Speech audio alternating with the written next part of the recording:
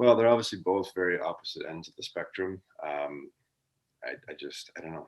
I just love both of them. And it's tough over here in the UK because country music is just non-existent. There's no country music station, so it's a bit of an effort for me to find some good country music. So luckily, there's different ways to do that, but it's just tough to kind of keep up to date with the new music. But country is just something I've just always enjoyed. I just like the pace of it. I just like the songs. It's nothing better for me than just sitting at the cottage with the fire with some country music and a beer. I mean, there's nothing better than that for me.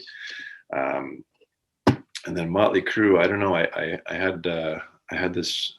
Well, I think it was my first year I was playing in Dayton, so I must have been 21 years old, and I actually broke my jaw in a fight. So I had my jaw wired shut for 6 weeks or 8 weeks, and I really got into reading for a while. And I don't know why it was Motley Crue. I found this book about Motley Crue, and I picked it up and I just read it, and I just became fascinated with them. And I read Tommy Lee's book, I read Nikki Sixx's book, and I was just enthralled in it. And then I also liked the music, so that's what kind of made it more interesting to me. But um, they're just one of the greatest classic rock bands ever, really. I like music from that era just because it was, to me, it was music. It wasn't like the stuff you hear today on the radios, the all the whatever I don't even know what it's called now, but for me Kids that, these days with their music.